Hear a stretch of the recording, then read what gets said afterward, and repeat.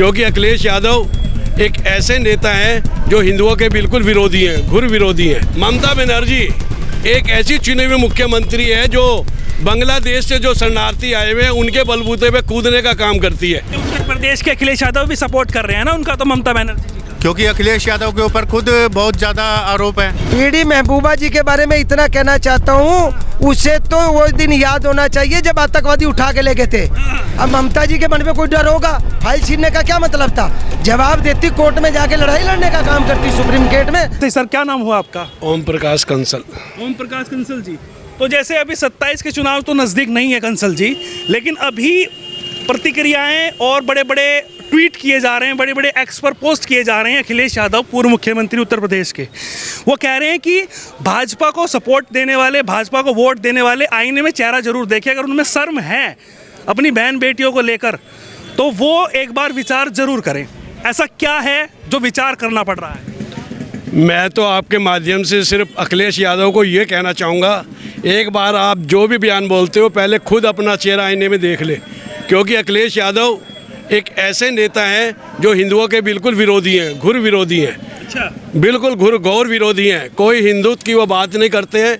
जब हिंदुत्व की बात करते हैं तो वो उसके जो है खिलाफ बोलने का काम करते हैं। तो कह रहे हैं ना, मैं सर्व समाज को साथ लेकर चलता हूँ, हिंदू मुस्लिम सिख ईसाई, सिर्फ हिंदुओं के बारे में थोड़ा ही सोचूंगा। ये बयान सिर्फ उनका जो है राजनीतिक बयान है।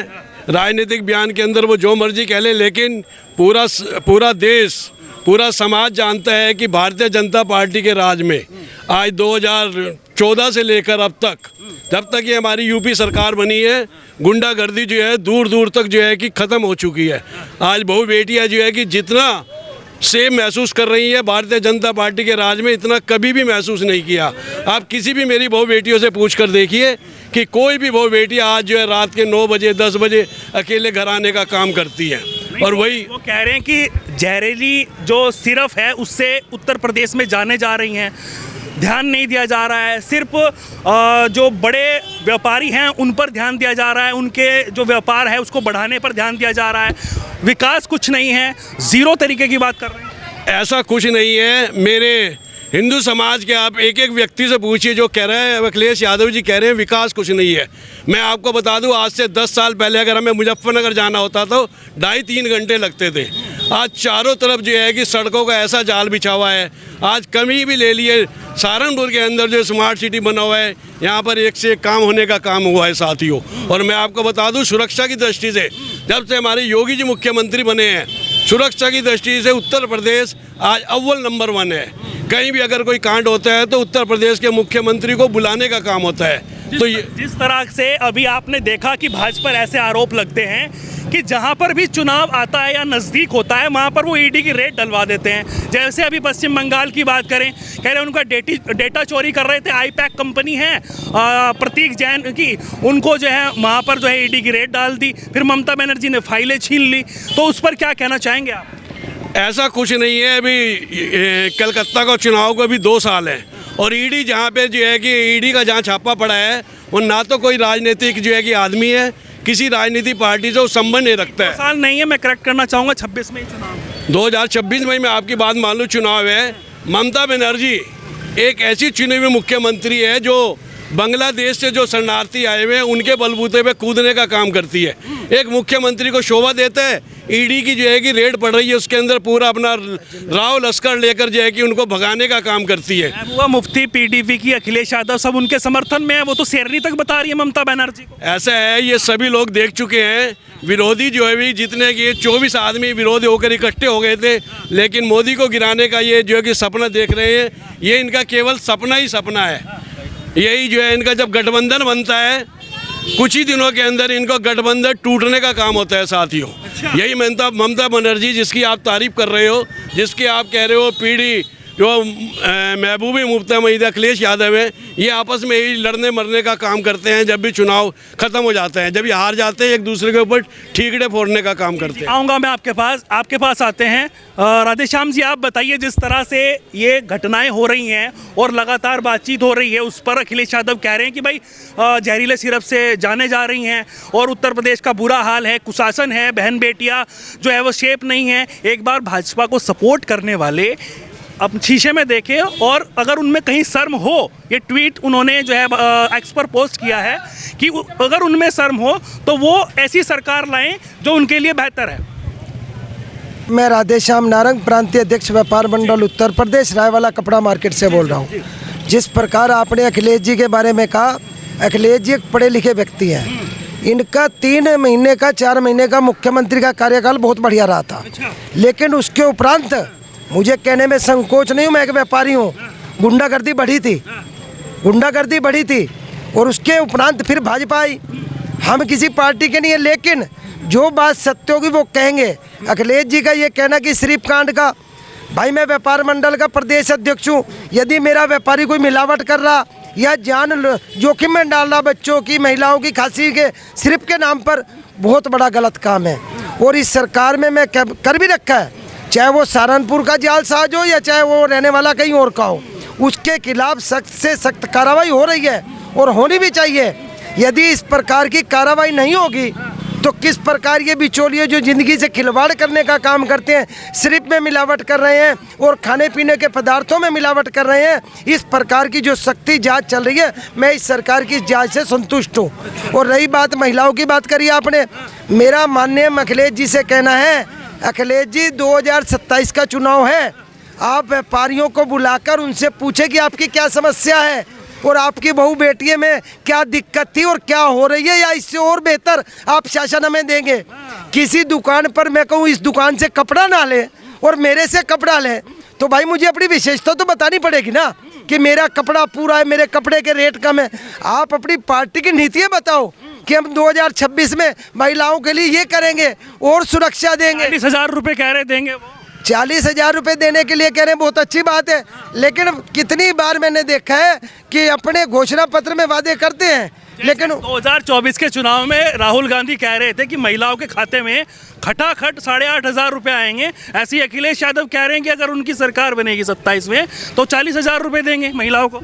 रजत जी, हमें व्यापारी, हमें तो जहाँ फायदा दिखेगा हम तो उस सरकार के साथ हैं। अच्छा। व्यापारी को व्यापार करने में सुरक्षा मिले, गुंडागर्दी खत्म हो। 40,000 आएंगे, अच्छी शॉपिंग करेंगे आपके यहाँ से, फिर तो आप अखिलेश के साथ चले जाओ। बिल्कुल, अगर अखिलेश की भाजपा से और बढ़िया नीतियाँ आवेंगी।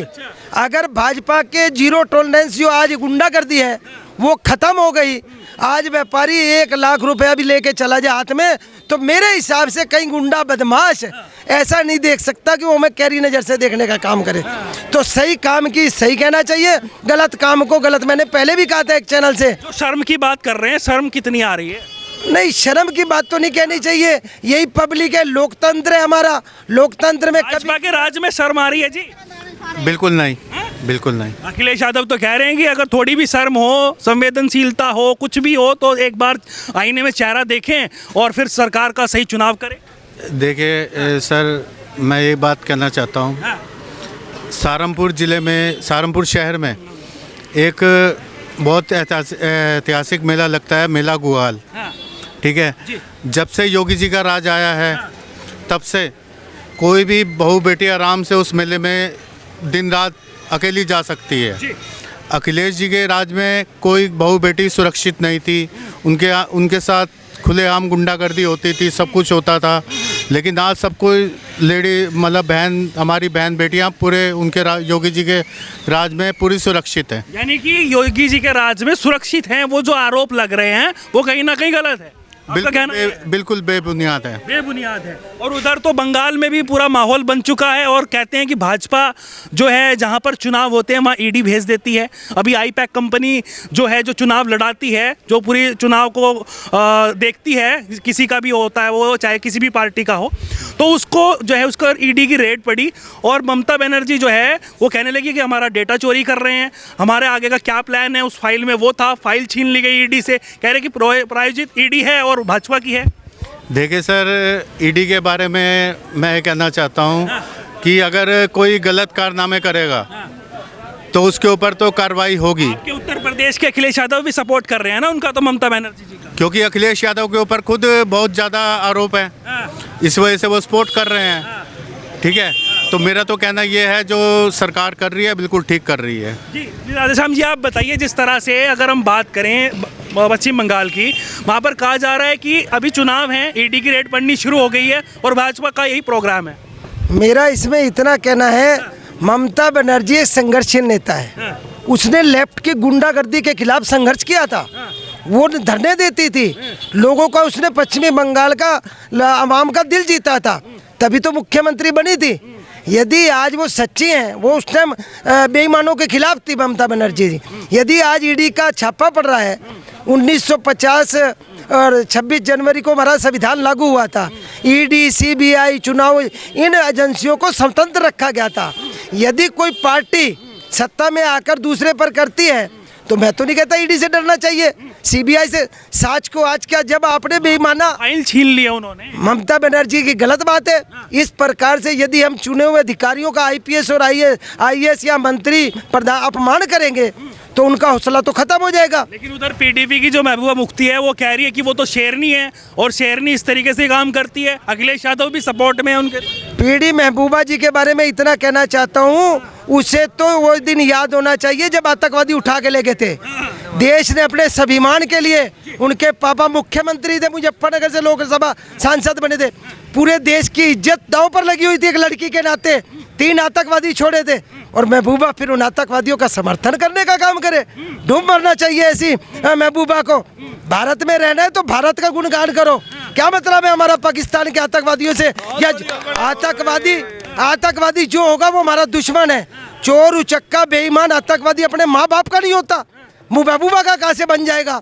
अरे महबूबा, जिसे तुझे बचाने के लिए 3 आतंकवादी हमने कंधार में दे के आए और तू आज भारत को कहती है कि मतलब कि भाई इस प्रकार की बात करती है।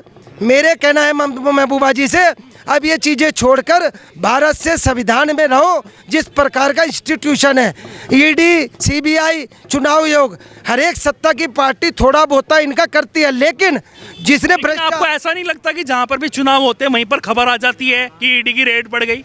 अब रजत जी, जिसने बेईमाना करा, यदि मैं ही किसी की चोरी करता हूँ तो 27 में उत्तर प्रदेश में भी पड़ेगी क्या रेड? अब मैंने कोई चोरी कर रखी और आप मेरा पकड़ने आ जाओ पुलिस बन के, तो मैं तो डरूंगा ही डरूंगा। अब ममता जी के मन में कोई डर होगा? फाइल छीनने का क्या मतलब था? जवाब देती, कोर्ट में जाके लड़ाई लड़ने का काम करती, सुप्रीम कोर्ट में।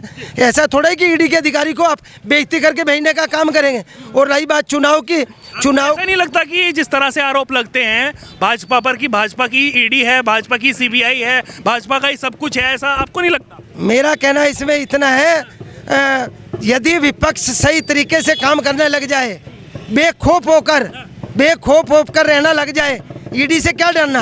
अब राधे श्याम नारंग है, व्यापारियों की लड़ाई याद है मुझे, इनकम टैक्स के खिलाफ कलेक्ट्रेट चौक पे केला ही बोलने वाला था। सारे कह रहे थे नारंग जी आप डर जाओगे। अरे भाई, मेरा गलत काम ही नहीं, मेरा क्या बिगाड़ेगा कोई?